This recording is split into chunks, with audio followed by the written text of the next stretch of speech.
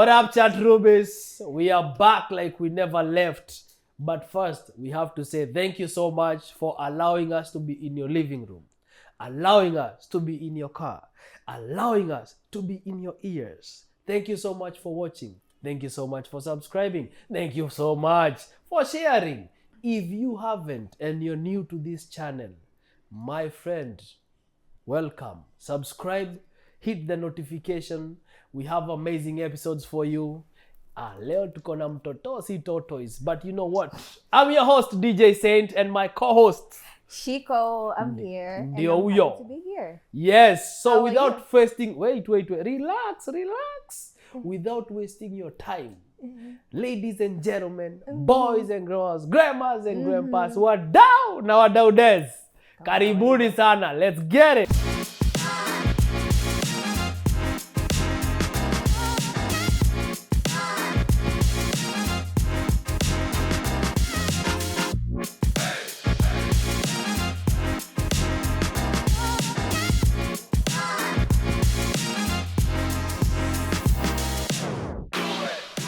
Mambo wa jikoni. Nikwega. Wiki imekuaje? Good. It's good. I think I had a very good So week. now, last time ulisemaga good. Ile time Busy ingine and good. Oh, busy and good. Sasa this time easy and good. Yeah, we can roll with that. We can roll. We can roll Mentally, with how are you doing? that. Hey, we na economy ya America na Trump. Yes. Yeah, unataka kusema economy ya Trump ni mbaya kuliko ya Kasongo? We hatuwezi compare hizo mbili, but let's say surviving. Yeah. Physically? I'm good. You Business? can see me. Hey. Where? Camera. You can see her. Tuambie, how is she? So when you're physically, you Yeah. can sijavunjika anywhere, so I guess I'm good. What about you? If you know, you know.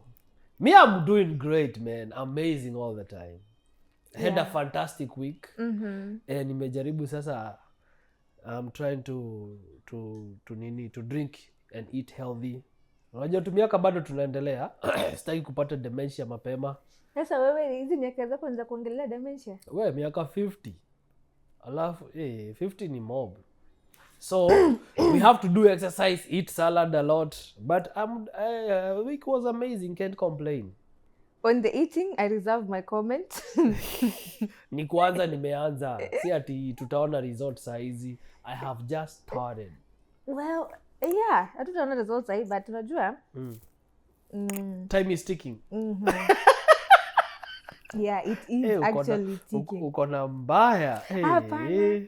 Sina kwambia ni vizuri kukuwa honest. Hakuna nini ya ku waste time. Yeah, but I think I'm doing good. So, yeah, what are we discussing today? Today, I think we can start by discussing about where we are right now, America. Yes. The land I think we can talk about what do you think about being here in America, how life is. Would you wanna stay here permanently? Would you wanna go back home at some point in time? You know, kiwa home unasianga the American dream. Yes. So mbie kama umeishi hiyo American dream. Ndio hii. Wewe unadhania ningekuwa Kenya ningekuwa kwa podcast wewe. Wewe unacheza na ungekuwa wapi? Si kuna watu wengi kwa podcast song. Si quality kama hii. 8. Thank you. So Kenya maze we economy. I think for now is too early for me to say ni wapi naweza enda. But nimejipanga. No, namaanisha like later in life. Like do you think like unajua sasa umekaa kaa. It will depend. Do you feel like huku kumekufavor, like you would want to stay here permanently? Would you want to go back at home? I would stay permanently. Or actually, let me make it easy for you. Come on. Would you ask or advise someone right now when you umeishi huku na venye life iko? Would you advise someone to come here? People are different. Wait. Would you? Yes, I would. I would. Yes. But not everyone. If I was to advise someone, why would you advise them to Manze, because to me it has favored me, man. I don't think I would be where I am today if I was still in Kenya. True. You know? And also I have gained a lot of knowledge and wisdom, and I have learned a couple of things. And I'm still learning. Oh, yeah. But manze, this is what I would say. If Kenya has been tough for you and you find a way to come to States, bro, don't even look back. Don't hesitate. Nayo. Ndege First ya kwanza. flight. First flight. Maze, unajua the reason why I'm saying that? Kwa sababu maze steto, maze akiongea Kikuyu nilikuwa nasikia akisema kwina megari urire. You know, there are more opportunities here than Kenya. In Kenya, maze, even though there are opportunities, there is a system that you have to know someone for you to before you get a job, yes, before you get things going. You have to know someone. Here, education, if you go to school, there is a system for you to get a job. If you're a hardworking man, there is a system for you to get a job. So if I was to advise someone who is out there... So, yeah, but the keynote, yes, you said, a very important keynote that I would like to highlight. Highlight it. Highlight. If you're a hardworking, the keynote was the word hardworking. Yes, you have to be hardworking. Yeah. If you're not hardworking... And self-control. And self-control, kwa nini? Because we've seen so many of our people come here. There's something about America. Alcohol is very cheap. Oh, yes. If you don't have self-control, yes, like know when it's time to work, when it's time to have fun, yes, you're gonna lose it. I agree with you on that. You're gonna lose kwa sababu tunakunywaga. Hebu acha nisipo. Kwanza ushaienda place unasikia mtu anakuambia ati I went to a party somewhere, I'm so hungover. Alafu unasikia swali, have you ever partied with Kenyans? Oh, I know. Actually, there was that debate, right? Have you ever partied with Kenyans? Because that's another level of drinking. I don't think the people who drink like Kenyans drink over here. Nobody. We are the capital city of entertainment in Africa.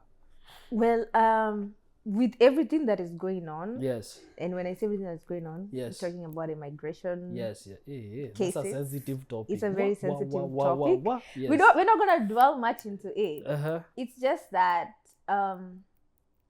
it plays a very important role in also deciding whether being here is it's the right cutout for someone or not. Yes. And we've also seen people who have been here for like over 20 years. Yes. Hawajekuwa na mapepa yeah. So, what would you what would be your advice or your word to that person that you'll be encouraging akuje huko? Sasa hivi anakuja. Sasa unaweza mwambia zina hizi. Unajua sasa hivi unaweza pata mtu anakuambia, nilikuwa nataka kukuja, lakini nimesikia Trump I'm not. So what would you say to that person to encourage them just to be here? So I will not give them advice, I will give them opinion. That's a good thing. Okay. You know, opinion is this. Look at yourself where you are right now. And to my experience, I don't think it's easy for people who don't have papers in States. Most of the time. It's not easy. But now the problem with our Kenyans is when you tell someone like that, we unitaki nikuje majuna unajua. You know, they start saying you don't want them to come. So, if you find a way to come through. But it's gonna be hard for you, Baze. Not unless you know someone who knows someone. And right now it's easier. I think it all depends on where is your motivation coming from. Yes. And then seek legal advice. Not advice from the Kenyan community. Especially me. Nitakutupa. Umejitoa? Mimi ulikuwa unajianika before unajua the reason this is so ungenipea chance nikuanike before ujiseme. Wacha nijianike juu niliona venye tu umeongea legal things nikajua atakuwa karibu kunitupa nje. But endelea. I think for me I think I wouldn't want to say opinion. Yeah. I will say advice. For me it's an advice. You know, you don't have a job back at home, you can get a job here. There are many job opportunities as long as you're not a picky person. Wait, if you have papers or not? With or without. Okay. I think the main goal is come here, make the most of what you can make out of it. Okay. Before, if shit hits the fan, you can go back. If you find a way to make it work, you find your papers, well and good, even better. Yeah. But if you don't have anything going for you back at home, I don't think I would advise you to stay because Trump is there. So if you're lazy? But if you're lazy, please stay. Don't even bother. What if they are social media influencers? Can they survive on When social media here? Umeona social media influencers wangapi wa Kenya wenye inawatengenezea maisha huku? Inalipa rent, inalipa bills. Si mimi hapa hii YouTube imeanza kulipa. Unajua nini? No, I'm not sitakuanika acha tu niachie. Usinianike. Kuanika. Yeah. You're my person at the same time. Wewe mtu wangu sitakutoanisha. Usiniseti. Tunakulia either way, kitu. you can do it as a side hustle. It's True, not gonna limit you, but it can't be the main hustle. I agree. Here in America, guy, the people who are back at home, gosh, talk about bills. Manze, talk about bills. Okay, we're not trying to. It's not scare like a form of scaring someone. Yeah. But I feel like if somebody told me all of this before I got here, maybe I would have been more mentally prepared. Like mimi nakuanga wale watu kujiprepare mentally beforehand. That's true. And if you're a person like me, I wish mtu angeniambia tu ukweli. Unajua kudanganya watu. I think hata the problem inakuanga sisi wenye tuko huko. Yeah, we tell a lie. Unataka kuonyesha mtu unaishi maisha mzuri. Nilikuona umepost hapa ati uko na Lexus kimpya. Hauambii uko na car note. Oh, thank you. You know? You're showing them your house. Yes. You didn't tell them the mortgage you're paying for it. True. You showing them how you're going for vacation. You didn't tell them it's a credit card that is paying for that vacation that you have to pay for every month. You're showing them the iPhone 16. Yes, you're not telling them it's a phone you're paying for every month. Yes. In short, there are so many expenses, but if you come here and figure out what works for you. Yes. If you can have more than one source of income, the better. Yes. The better. Yes. The very, very much better for you. I agree. But I think my own personal opinion and advice is just get here. Yeah. You can get things going for yourself. And you can also decide utakuja ukae short term. Kuja ufanye kazi unataka kufanya, ukote pesa unataka uende kwenye unataka. Hey, by the way, actually kuna wase unajua siku hizi this time wase wanapewa nini like 5-year visa like nini inaitwaje extension like una stampiwa visa ya 5 years, right? So for me I'll be like nakuja hapa nachapa mboka zangu natupa home najenga ka floati narudi home narudi tena but as long as umesahau port of entry kwani si unajua sasa unatukua Kenyans we are very smart. Today you come and tell them. Sema hivyo na sauti ndogo. Wacha niseme kidogo. We are very smart. ICE, Homeland, we are very smart. Leo wacha niongee na Kiswahili ndio wasishike Kenya tunasema. Leo kaa hii mwaka unasema kuna crusade. We are digging the well na uko part of it. Utapata tu pasta mzuri tu hapa tu mwambie pasi nitumie ka invite. Pasi juu ako na roho mzuri ya Yesu Kristo. Anakupatia ka invite. Next time Shiko ako na baby shower. This is my cousin. Anacheza kaa yeye ka invite. Kidogo anakuja hapa podcast. Tuko na live show, anataka kuperform. Msanii mkubwa sana pale nini Loy Talk. Anakuja hapa. Oh my God. But I think for me, if you're a hardworking guy and you find a way to come to States, I think you can make it. Either you have papers or not. There are a couple of guys who have come here bila mapepa na wamefanya job poa, they have done wonderful invested things, yeah. And and now they have found like, hey, I want to stay here. Wamefile asylum. Although right now I think it's difficult because Trump anatupeleka. But all in all, yes. Unajua kuna power. Yes. Yako kama binadamu. Yes. Alafu kuna power ya Mungu. Yes. So Trump Mungu can say like what he wants to say. He can do what he wants to do. But God. But I think if God had decided otherwise, yes. Then who is Trump? Kusema tu ukweli. Reka maganda. Sasa utakudanganya umekuwa intercessor. Na support ya motion. before ukwe intercessor. Yes. On still this issue. Yeah. You personally. Yes. Would you want to invest, like have investments here or back at home? Here, because I'm here. But you can do both.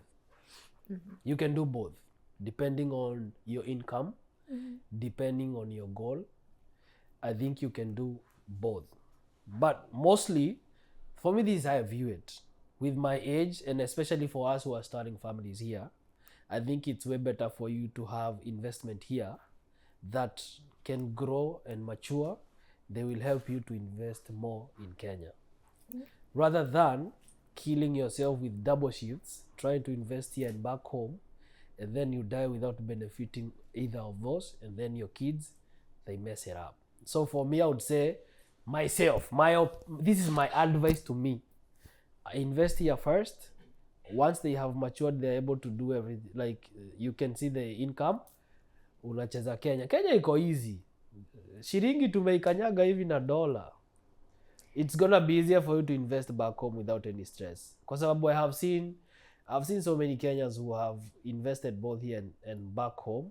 And sometimes mazee, they are being taken advantage of with the project that they are doing back home. And they get disappointed. True. Hizo investments za home zinakuanga tricky. Ni tricky bana. Zinakuanga very tricky. Mimi wacha niende home nijibaie shamba nikiwa hapo. Lakini hata ukiwa hapo, kuna watu wamenunua shamba wakiwa hapo wenyewe physically na bado wanakodiwa. Lakini unaona utafanya due diligence. Unajua wanatoka tuka wameenda wamechukua companies, agencies. Hapa sasa unanunua kwa mtu binafsi. Unajua huyu mtu anakaa hapa, hii shamba ni yake. Mnafanya due diligence na survey, lawyer. Once you know it's legit, unabuy. Hakuna kupass through agency. Unacheza kaa wewe. Well, I guess the important keynote is lawyer. Yes, lawyer up. Kwa sababu kuna Wakenya wanakapetia walikuwa ndani yako na broti maguta. Wana wale ni wanajengewa nyumba za wenyewe. Guy.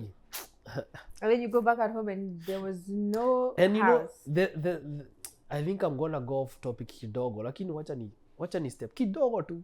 You know the sad part about these guys who are using broti maguta, they're using the church right now. And so pastors, sometimes they are forgetting that their congregation have too much faith on them, a lot of faith on them. Anything they endorse or anything they say, washirika wao wataenda, especially our mothers and our grandmothers. They trust them so much. True. So my advice to our fellow Seattle pastors, before you accept that deal or before you accept that guy to come and advertise mashamba in your church, first make sure you do due diligence, making sure these guys are legit. Si umecheki kuna mzee mmoja wa social media anakapitia amepashwa kwa sababu wasee hawajengei manyumba. I think that's a very important thing. But I think even as much as we are talking to our pastors, yes, also sisi wenye tuna attend hizo makanisa, our moms, our aunts, ourselves, can we also stop trusting just like that? We have also had instances where ni pastor alimake deal na huyo mtu. So alikuwa anajua ni fake, yeye alikuwa anajua atakatiwa kati yake. Lakini amepewa kaganji hapo hivyo. Amepewa. Sasa nyinyi mnaenda mnapoteza pesa yenu. At the end of the day, there is that authority of huyu ni your pastor. There is a way you can't go after that person. Yes. So you lose your money. And because you just trusted somebody blindly. Now imagine that was a retirement home, my guy. And that's sad. You're back to zero. Ni imagine money. Hata mafamilia zetu wako tu watu wazuri, because you know if they were nice people, you wouldn't have to use those kind of people. You would just go direct to your family members to do this. But you see, maybe some of them, they don't have papers to go home right now. No, like nasema watu wa nyumbani ndio wabaka tu kwa trustworthy. Guy who? Watu wa familia hao ndio wanakukula unakufa. Hao wanakwambia bro, broti nimeipandisha wewe, sasa mabati ndio tunaweka, unatumiwa picha. Maze unarudi home. Hata shamba hakubai. You're like, "Woi, it's crazy." And when we're still talking about America, let's talk about what you really think is affecting our youth here in America. Drugs and loneliness. Those are the main things that are affecting our kids. And number 2, identity. They don't fit in Kenyan community. They don't fit in American community. Why do you think they don't fit in? Why do you think they don't fit in? When they come to us, you know now these kids are American. Their English is not like mine that I'm talking here. Theirs is deep. You know what I'm saying? You feel? Yangu ni hapa nini. One time, watu si mnamjua huyo mzee. Mimi ndo hapa tu. tunaiongea tu. But these kids, they are talking fluent English. So when they come to our communities, they feel they are not connecting because of language barrier. Because here tunasema butter, wao wanasema bara. And then number 2, wakienda American, wao wanaambiwa they are African. So inakuwa too hard for them. Number 2, loneliness. Wazazi busy. Tuko busy mazee pale tu, nika double shift sababu tuna invent back home ndio nirudi home. So I don't have time for these youngings. So these youngings, kazi yangu ni kumbaia technology, X5, S550, hizo my Xbox, whatever. So for me, and that also creates a very big barrier in making friends. You're so used to bonding with your gadgets. Yes. You forget how to socialize with people. Yeah. And now you find like that's another thing. Number 2, drugs. There have been allegations, allegedly, that Kenyans who have adult family home, they have access to fentanyl. And, they are distributing. That is allegedly. That's what I have used. And so they have access to them. And so, manze, I don't want to talk about that because I don't know about that. And I just heard it from you right now. Yeah, that's why I said allegedly. I will agree about drugs in general. Fentanyl, actually. I heard you were not born back then. We had like couple of episodes. Did you have to use that word? Yes. Watu wajue bado ni Gen Z. Ni sawa basi guka. We had Freddy Mugani. He came here and he was talking about how fentanyl has killed young folks. Actually, he talked about somebody he knew. And we had a mother bury her daughter, and it was sad to see her talking about that her daughter had, because of drugs, overdose. And so I think it's something that we need to talk about. I think even outside fentanyl, to be precise, I think there's another thing that is destroying us as the young generation without even us dying from it. It's alcoholism. Yeah. It's a big thing. It's a DNA of us drinking. Yeah, and the thing is that it's like we drink and make stupid decisions. Okay, obviously you're drunk, you cannot make a smart decision. Yes. But you just end up making stupid decision on top of that. We have seen so many young people. Yes. They have like, I don't know, 3 DUIs. You wonder like, why can't you just drink and Uber home? I know. Like, I'm not going to tell you not to drink because that's pointless. You will still drink. Like, why should I tell you something I know clearly you will do? 100%. Yeah, but at least do it responsibly. And sometimes responsibly ni ukijua limit yako, please achana. Like, ukisikia wewe ushaona Mkenya anajua limit ya pombe wewe? Wagani? I don't know who you work with, bro. Me, the people I have worked with, they don't know limits. Because I think okay, I've seen the ones without limit. I'm not saying like I've not seen them. Yes. But I also do know people who know their limit. I also know people who say like, you know what, for me it's just 1 bottle. But or you see now those guys who are drinking with no limits, maybe they are going through depression. Loneliness. That's another thing. So I think even the thing is like, let's try and take care of each other. If you're going out with your friends, take care of your friends. If somebody is, if you guys all went out, can you decide who's driving back? Because not all of you need to drink. Here the driver is gonna be more drunk than mimi hutumwa vibaya, mimi ndo nakuanga didi kila wakati. Sasa mimi ndio huwa narudisha watu nyumbani. Okay guys, we have a chauffeur. If you want to drink, now just advertise yourself. Don't advertise me. Yes, I'm the DD for my friends and family. Not beyond that. Not beyond that. What if they pay you? I'm not an Uber driver. Pay the Uber. Like there's Uber. So if you're willing to pay me, why can't you pay Uber? Man, I don't know why they do that. Because I don't drink. Just pay. I think pay Uber. I think also, let's be telling each other the truth as young people. Yes. When you see somebody's drinking too much or going out of control, it's nice to call that person aside. Well, useme call them out. Well, ushaona watu wenye uku call out mbele ya watu wengine. You're like, why are you broadcasting me? You know, call the person aside. Yeah. Try and know. Yes, Why? maybe it's a habit. Maybe it might be some mental health challenges that they're going through. Maybe they're True. depressed, something. Yes. But I think it's nice to alert each other. Yes. Don't usikae ukiongelelea mtu na umwambi. Which we are capable of that as Kenyans. Tunapenda kuongelelea mzee baada ya kumsaidia. Wewe uliona, by the way, jana uliona Shiko venye alikuwa ametei. I think huo dem anakapitia. But I won't come and talk to you and be like, hey Shiks. Hata hawatasema huyo dem anakapitia. Huyo dem anasaje kwenye hivyo nani dem. True.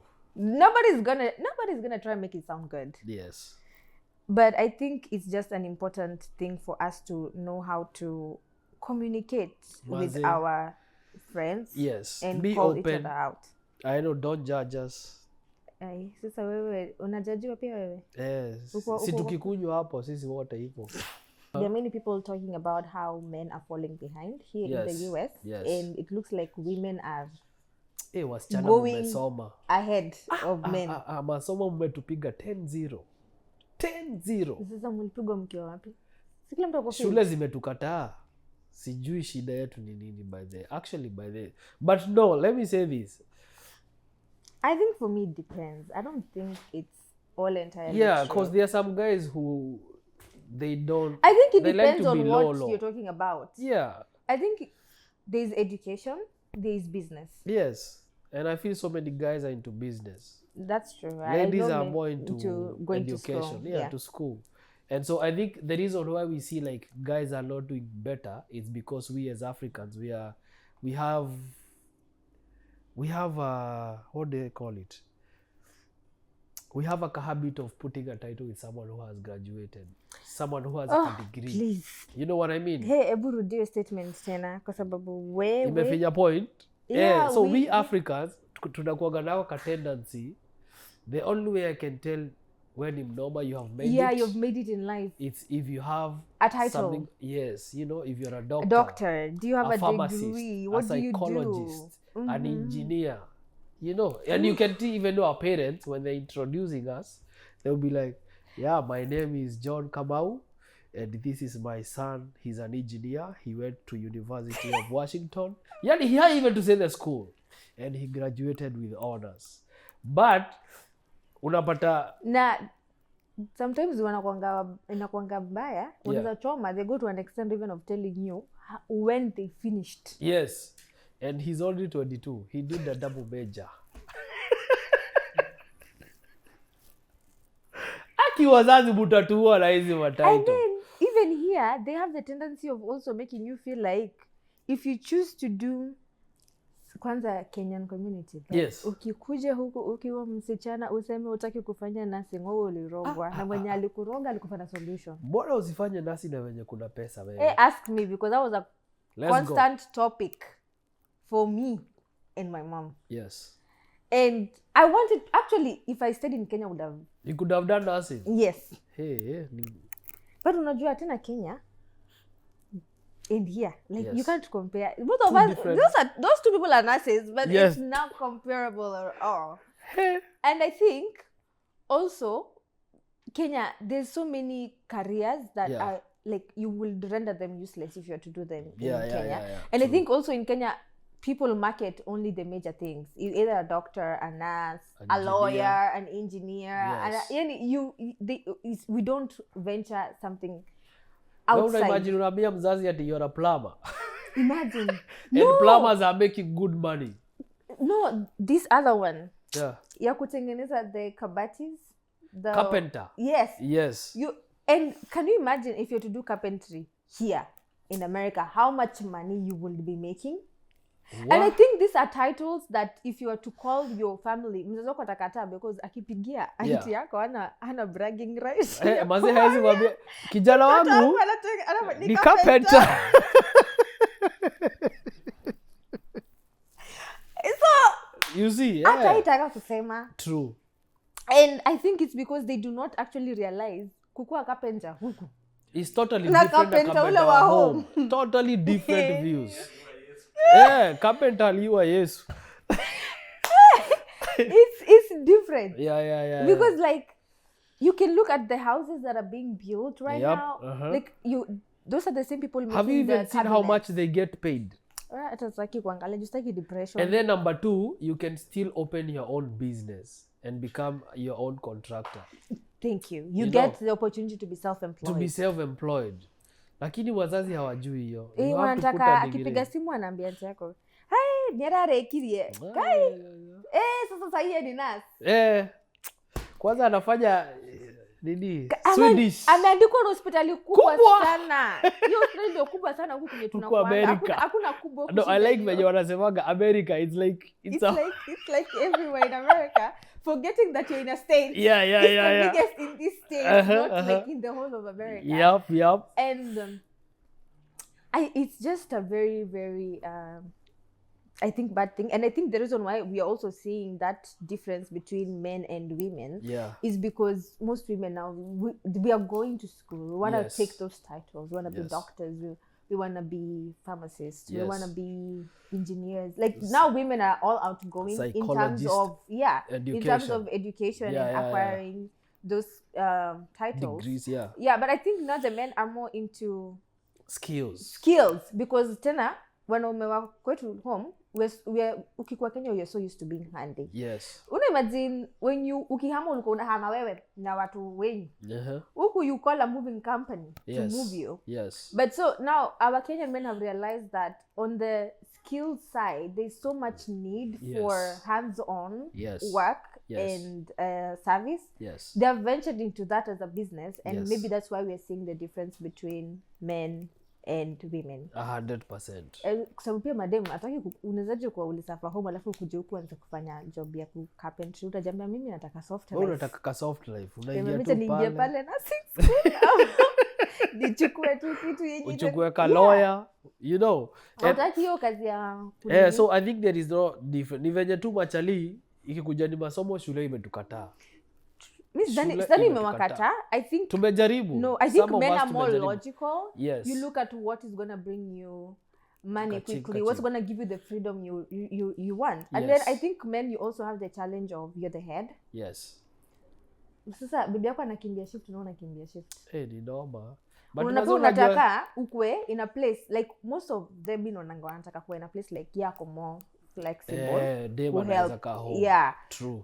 Juu unaona wewe wife yako akiwa shift wewe unaweza kuwa flexible ukiwa na job yako unaweza mwambia like wewe chukua hiyo shift mimi I'll pick the kids up from school or something. True. Now when both of you are running with the hours you have to stick to a strict schedule. Yes. And then that comes the challenges of leaving the kids by themselves. The loneliness starts from that. But I think overall I wouldn't agree that women are they are not. I think maybe I will differ because I think it just depends with where you are. I think women are more into the education space while men are exploring the. Na wanaume wako na kakiru. Umeona magari wanapeleka huku wazee? Wewe tusiongee story ya magari. Sawa. Umesahau magari zinakuja na kanot. Wa vijana hawabai kanot. Hizi magari wanaguruma huku. Hizo zimepeiwa off. They're paid off. Yeah, they're paid off. But I don't think I want to talk about cars because even in Kenya, have you seen the cars? Have you seen the young people, the kind of cars they're driving? Those cars are old. You cannot... Kenya maze, they don't drive brand new cars. Those cars are old. So hizo magari zimetoka kuendeshwa huku. Please, our viewers, wenye mko Kenya, kujieni hii bele muipeleke waambie wafungue engine. No. You've not seen the video of that guy who stands in one spot and he records the kind of cars that are moving there? I know, they're good, but they're not old. They are old. It's just and they are expensive. Ulikuwa unataka waendeshe cheap? They need hebu ambia watu wafungulie gari zao engine uone AC. Do you know even in Kenya right now they're having car meets like here in America? What do you think they do in the car meet? They open the engines. Yeah, but their cars are old. You can't compare with here. On that ushaijua gari zao zinatoka wapi? Sisi tunanunua gari mpya hapa haina vumbi. Wewe unaona gari za Kenya zinapata vumbi. Pesa ngapi kila monthly? Sisi? Tunalipa cash. Unajua now the thing about now it's changing. Now people can take cars on loans back in Kenya. Yes. But you know, before, if somebody owned a car, they actually It was paid a big for deal. it. Yes. You can never compare that person to us over here. Yeah, but for me, the reason... By the time ukiaccount rent kila mwezi, unakonga ukiaccount your car notes. But Kenya mazi wao buy gari expensive. Ukilinganisha na huku. Yeah, but that's okay. Here Alafu gari ni mzee. I'm Let's saying.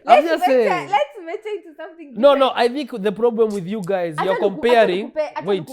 Wait, wacha nimalize hii point. I think the problem with you guys, you're comparing life here and life in Kenya.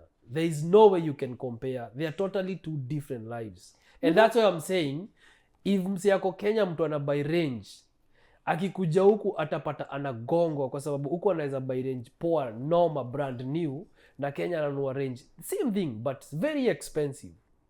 Na hiyo gari inatoka... You're doing the same thing. You're still comparing the two places. No. Why would you compare that person buying a car in America and buying a car in Kenya? The distance, is it the same? No, it's not. And that's so what I'm saying. they're going to incur that cost. Yeah, and that's what I'm saying. There is no way you can compare a rich person in States and a rich person in Kenya. Those are two different lives. Well, you know what? Let's agree to disagree. Yeah. Kwa sababu basi kubali kushindwa. Juko na mimi na drive ka Toyota hapa. Mtu mwenye ako na Range Rover Kenya na mimi niko na Toyota hapa, afadhali mimi. Toyota yangu ina breathe kitu mpya, inanuka mpya. Let's talk about something different. Inavuta vumbi, unafungua engine hivi, vumbi tupu. Acha nikwambie. Yeah. Unaona huko hata hujaiona inzi. Unaenda kanisa bado kwa Pastor Steve. Yeah, JCC. Yeah. Enda ufanye hivi. Sunday ni kesho. Yeah. Mwambie kuwekelee mikono. Kwa nini? Kiburi unyoko nayo? Si kiburi, ni confidence. No, please. Let's note the difference between confidence and pride. No, they are the same. They're not the same thing. Confident. No. You can have confidence and you can use it in the right way. I'm using the right way to make sense to both pride. Of you. No, that's you not pride. You have pride. No. Asiyekubali kushinda si mshindani, acha niwachane na wewe. Shidwa. I don't want to talk about this again. Lakini yenyewe guys, I'm just a humble guys. Mnaona hata nimevaa rubbers. Msiniingilie. Ni hiyo kiburi yote. Ni confidence. Ni kiburi. No, but at the end of the day, this is what I would say. This is what I would say to conclude this. To funga hii section. Please, thank you. To conclude this. Yes, conclude it. It is okay. I agree the guys who are in Kenya, they have money. And they have cars. The only problem is, hizo gari zao, they are second hand na wanagongwa. Anybody who is affording to ship, they have a lot of money. Na sana ni wash. But mtu akona biashara, before they get that brand new car, it takes time. Ukikuja States, maze gari atakaa ni second, hiyo gari ni brand new. Yani unakanyaga tu, unasikia vroom, kaimen, soft life. Maisha London. You can't compare. So, in short, what I'm saying, kuna tofauti maze. Kama wewe uko Kenya na uko pesa, usiringie mtu wako majuu ana drive ka Toyota Corolla. Kwa sababu hamutoshani. Wewe umeuziwa gari expensive, yes una drive Range, na ni poa juu wa Kenya tunapenda Range, bima, nini. Kuna mtu wako hapa ana drive Infinity. Na sio second hand. Atakaa kona Canot. Hiyo gari ni noma kuliko Range Rover. So, and you know the reason why I'm saying this? Because I've seen us comparing. Wase wako Kenya wanasema they are living a better life than people who are in States. Why are we not forgetting we have a billionaire who just bought their wife, a Kenyan billionaire who just bought their wife a Rolls Royce, 400,000. They are living a better life than those guys. We have Kenyans who are millionaires and they are living a good life, you know. So, hatuwezi compare. Hata influencers tunaonaga hapa hivi wanashinda wakitusumbua Instagram, wanatembea everywhere na wanatumia agency kwenda. Kwa sababu wanapata discount. Sisi tunaenda direct. Hakuna discount. Hatuwezi compare. But in short, ishi maisha yako my friend. Kuongezea? No, I think you just said it all. Yes. And we already agreed. Let's agree to disagree. Agree to disagree. Guys, what do you think? Please let us know in the comment section. If you have not subscribed, subscribe. Until we meet next time. We out. Bye. Peace.